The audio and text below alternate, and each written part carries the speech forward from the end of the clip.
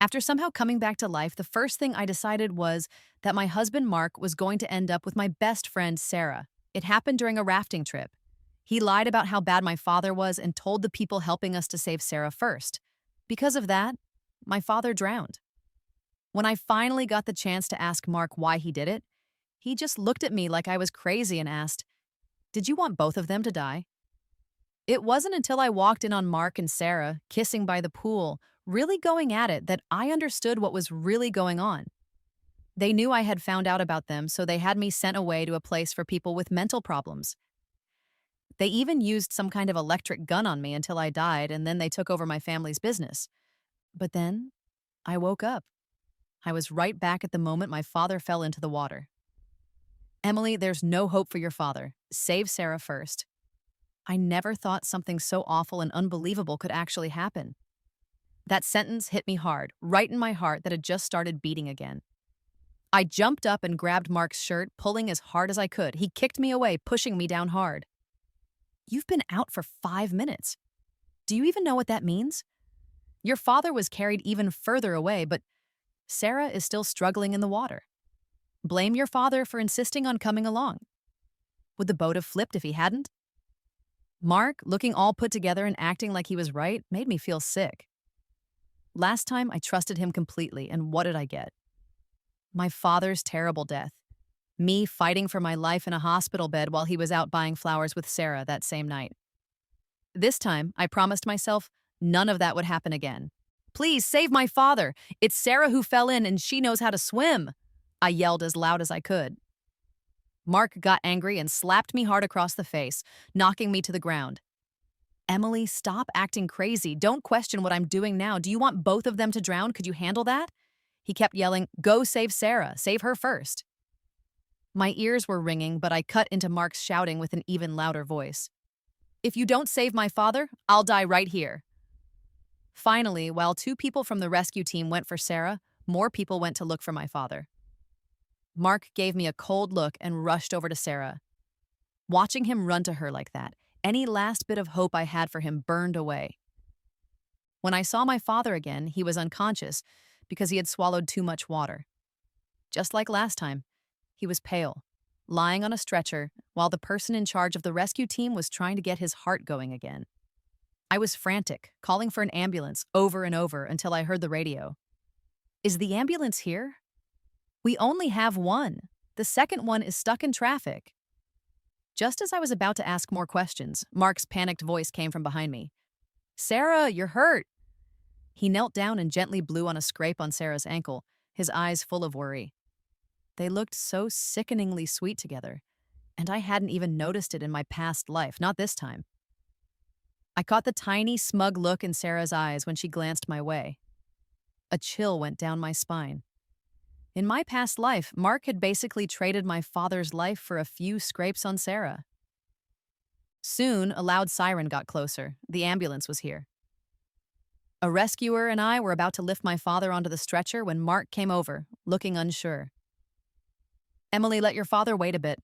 The other ambulance is almost here. Sarah's leg is really hurt. She needs to go to the hospital right away." Mark was blocking the ambulance, not wanting anyone to see what was happening. "It's okay. Father's always been healthy. He's just unconscious. But Sarah, she's weak and her ankle is bleeding." "Move. Don't block the way," I said, suddenly tired of being polite. I cut him off angrily. Mark looked surprised and Sarah limped over. "Emily, after all these years we've been friends, you're treating me like this? It's not like we aren't going to save your father. Just wait a bit. Why is that so hard?" Tears fell from Sarah's eyes, making her voice sound rough and hurt. Mark raised a hand to wipe her tears, but stopped when he saw me nearby. One was my friend since we were kids. The other was my husband. They were putting on quite a show of how much they cared about each other. The feeling of being betrayed by both of them hurt my heart. "Sarah, why are you here?" Anna, someone Sarah worked with at the hospital, arrived, looking curious. My heart skipped a beat. "Anna, from Sarah's hospital." "Anna, my legs hurt. Help me get to the ambulance first," Sarah said, eager. "That's not allowed. Hospital rules say the most seriously ill patients go first." Anna firmly refused. Feeling relieved, I helped the others get my father onto the ambulance. Before the door closed, I saw Anna push Mark away, stopping him from taking off his watch. Worried about my father, I told the driver to hurry. The next second, the door swung open. Through the bright sun, I heard Anna's voice clearly. No money, no ambulance. It costs a lot to come out to places like this. Get him off. They were quickly moving my father off the ambulance. I have money. Please get my father on the ambulance. I can pay for it, I cried desperately. Then show us you can pay. Anna frowned. My phone was lost in the river during the rafting, and I searched my pockets but didn't have any cash. Without thinking, I took off the watch on my wrist and gave it to the nurse. Take this expensive watch as a guarantee. That should cover the cost. Just please get my father on the ambulance. Anna laughed. An expensive watch? Your husband just tried to trick us with a fake one? And now it's your turn? I felt cold inside, realizing Mark's trick. All talk and no cash, Sarah mocked, standing with Mark. We didn't mean to trick you.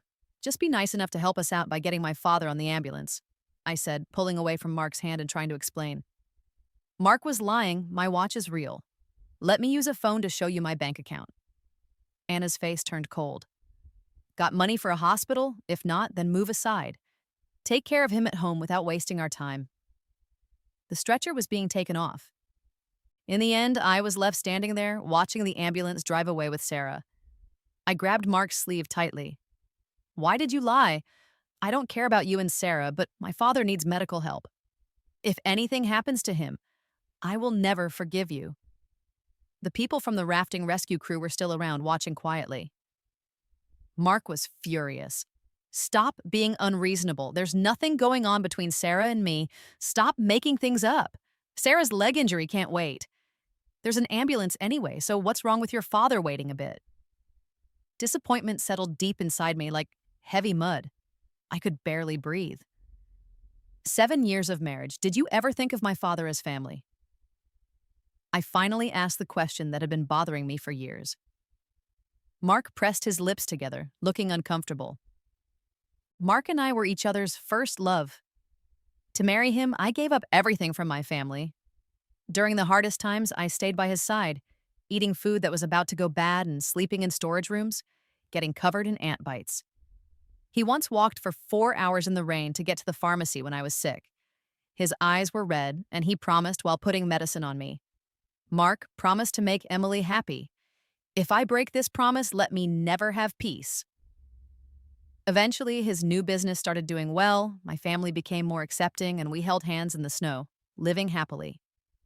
First love was sweet, so sweet, I thought it would last forever.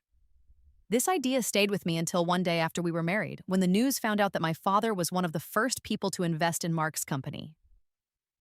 Suddenly, the news was everywhere.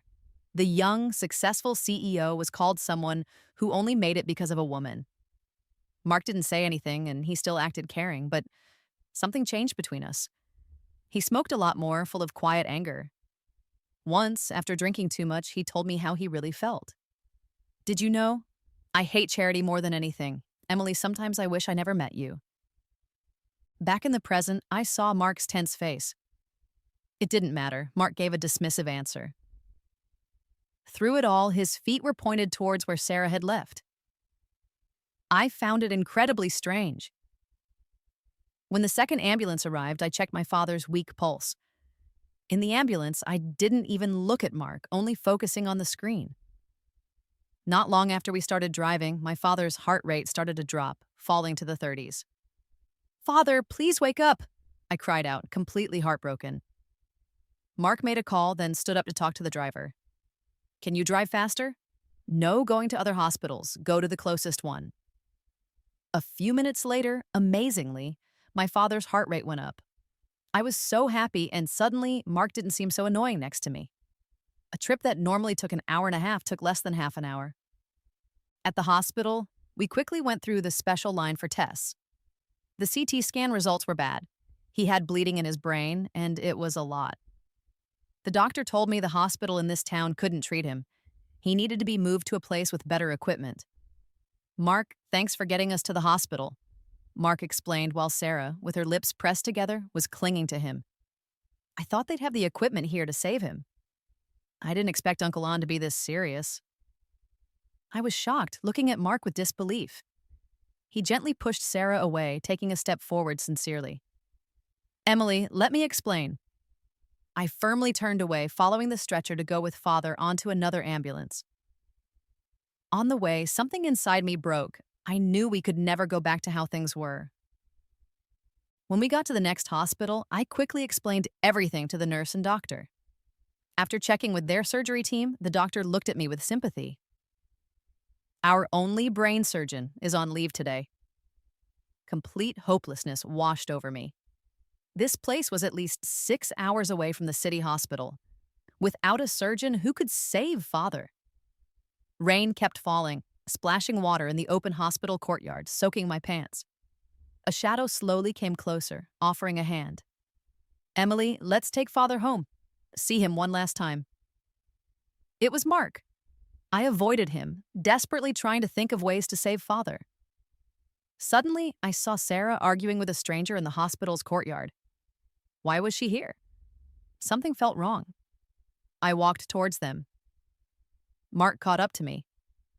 That's Sarah's ex-boyfriend. He's from a poor family and recently started bothering her for money after they broke up. He paused, then explained, annoyed. Sarah always had a boyfriend. Stop being suspicious. The man's messy hair, old clothes, and worn slippers did seem to match Mark's description. I stopped and went back to Father, who was in a very bad state. I couldn't waste time being curious. Brushing past Mark, a raindrop hit my forehead, making me suddenly see things clearly. Wait, those weren't just worn slippers, they were medical scrubs. Under Mark's shocked gaze, I ran into the rain. Doctor, I'm Emily. My father needs surgery for bleeding in his brain. I held tightly onto the stranger's sleeve. Are you with her? Miss Emily here decided not to let us do the surgery. The doctor frowned. Mark came over, looking unhappy, demanding, Emily, why are you holding on to some guy? Then he tried to pull me away. Without thinking, I slapped him. Mark held his face, stunned, as if he couldn't believe I, who was usually gentle, would ever hit him. Ignoring him, I confirmed the surgery and rushed to the hospital with the doctor. Mark blocked the way with advice that sounded like he was looking down on me. Emily, surgery in this small town is risky. Sarah and I only want what's best for our father. For my father? You mean delay his treatment? I replied coldly. The security guard signaled for me to hurry and purposely blocked Mark. When Mark stumbled aside, I took the chance to run off with the doctor. As Father was taken to the operating room, my nerves, which had been stretched tight, finally broke. Fear and panic rushed through me, and I prayed for his surgery to go well. In between, a doctor who was changing clothes patted my shoulder. Their calm eyes made me feel a little better. Seconds ticked by, and finally, Father came out of surgery. In the room, seeing that he was stable filled me with joy. This good mood lasted until the people I didn't want to see showed up. Emily, how is Uncle? Sarah walked in with a smile. I brought fruit for you and Uncle to eat. Mark was openly holding her hand, not even trying to hide it from me. Seeing the bright fruit in Sarah's hand, her meaning was clear. Was she hinting that I should get a divorce? In my past life, my father's death made these two act like life was short, showing off how much they loved each other right in front of me without shame. As I was falling apart from losing my father and dealing with Mark's affair, Sarah set me up and had me sent to a mental hospital, which allowed them to openly take over my family's money. They became the couple everyone envied, standing on the graves of me and my father. The past was happening again. I felt nothing inside, maybe just a little bit of unexpected excitement. Great! The guests are all here. The show is about to start. This time, I'll make them feel what I went through. Are they really thinking my father's company goes to my husband and my best friend's kid? I let out a sarcastic comment. Mark and Sarah's faces showed a mix of feelings. I took out the evidence I had my father's assistant gather on my phone. Videos of Mark and Sarah naked in my own home. Pictures of them having a wedding in another country, pretending it was a business trip. Test results proving Sarah's unborn child is Mark's. One by one, I showed the clear evidence. The older men Mark had brought with him didn't look happy. One by one, they became quiet. The journalists eagerly clicked their cameras, excited to report such a big story. I looked at Mark coldly. You and Sarah were together behind my back the whole time, weren't you? In the past life, Mark had always wanted a child, and my worry kept me awake all night because I couldn't get pregnant. My best friend, Sarah, came over to keep me company, acting like she cared, but she secretly put sleeping pills in my drink and slept with Mark while I was completely out. It was only after Father died, when Sarah showed me the pictures, that I finally understood what they had done. Mark put on a serious face, saying righteously, "So what? What man doesn't make mistakes? You are always my wife. Nothing can change that." Sarah's eyes immediately looked sad. I was almost amused. Mark built his success on my father's money, cheated, then generously left me the position of wife. Showing everyone that Mark was guilty, he turned red with anger but couldn't say a word back. Sarah suddenly jumped up, excited. "Emily, I was pregnant with Mark's child before you two even met. I should be the legal wife." "Stop talking nonsense." Mark quickly stopped Sarah, but it was too late. At that moment, I felt my blood turn cold. Sarah and I had known each other forever, knowing each other's deepest secrets, or so I thought until now. I picked her up from the hospital after she had an abortion when we were young, angry, asking who the father was. She told me sweetly that he worked extra hours to save money for her, even paying for her trip abroad, but he wouldn't let her tell me his name.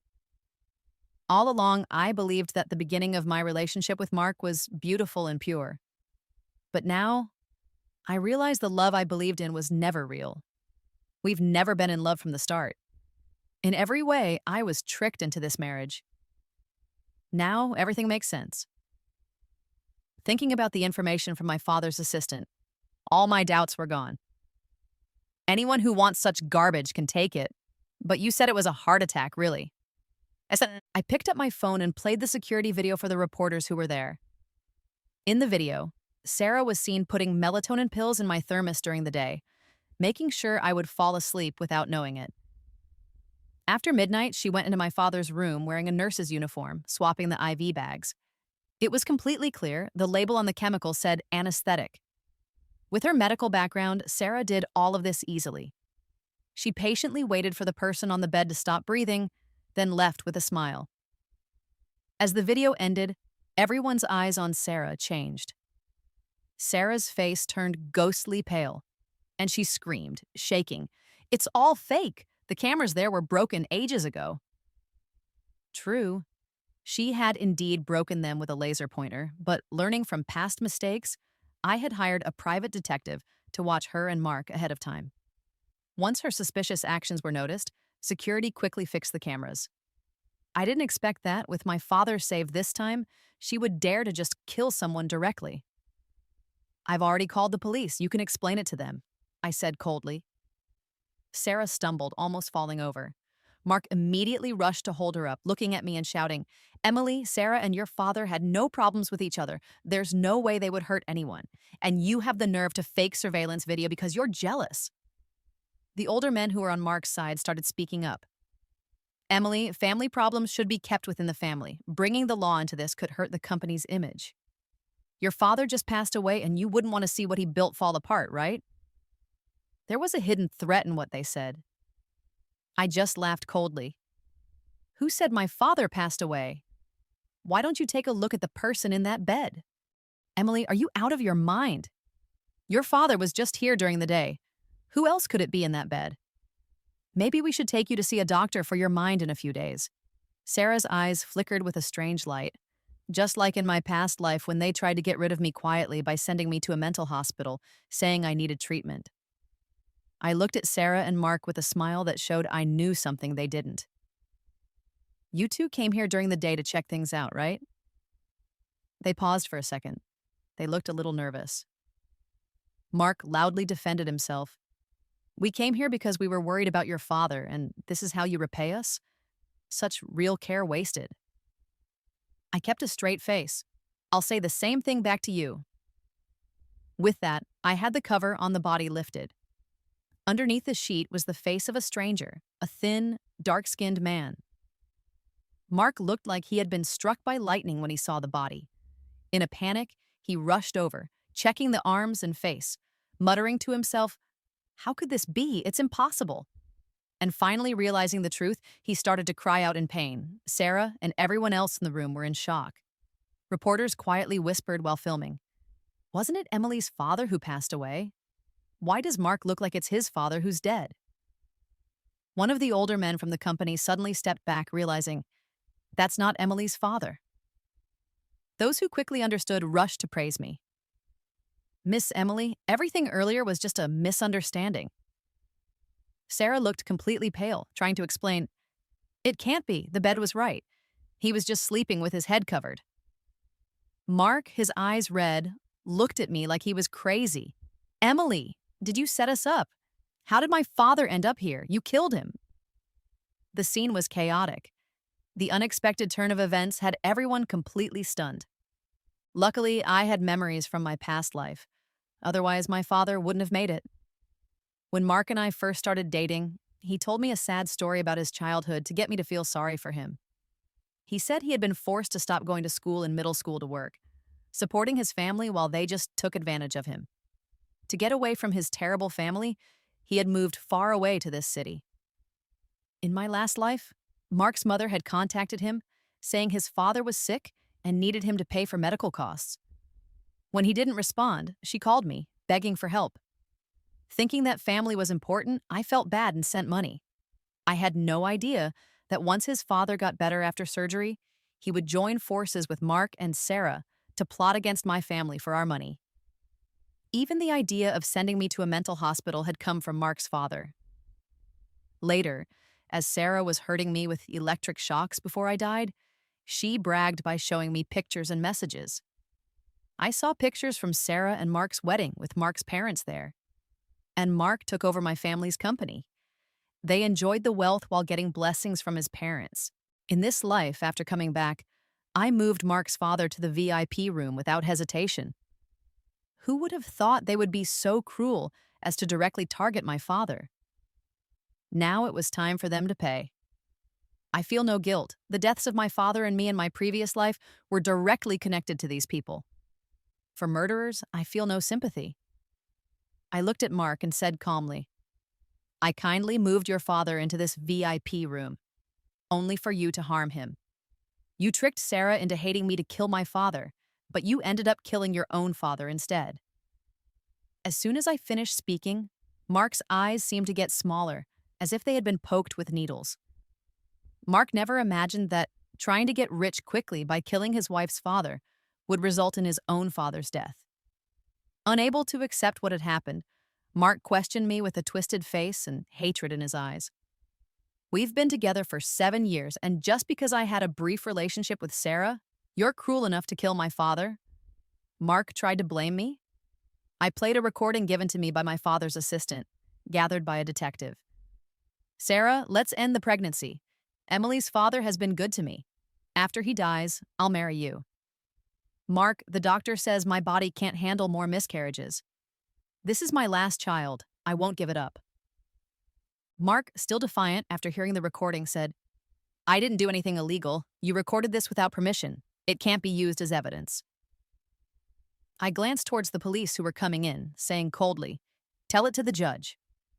Sarah, who had been quiet for a while, held Mark's sleeve tightly. "Mark, what do we do now? I'm carrying our baby." Mark's cold nature was completely clear. He immediately said he had nothing to do with her. "What's it got to do with me? It's your own foolishness that got you here." Sarah, her eyes wide with despair, screamed and started hitting Mark with her fists and feet. Angry, having failed after years of planning, Mark kicked her pregnant belly in anger, and blood ran down Sarah's pants. Police quickly held Mark back, but it was too late for the child. Under the scornful eyes of everyone there, the police took them away. In the end, Sarah was sentenced to death for murder, and Mark got 25 years for helping her. Years later, as I successfully took over my father's company, I heard a name I knew in the news. After being released from prison, Mark couldn't live with the fact that his father died because of him. His mother, unable to accept it, opened the gas line one night, ending both their lives. I walked with my father through the forest in the spring, watching butterflies fly over streams and wildflowers covering the hills.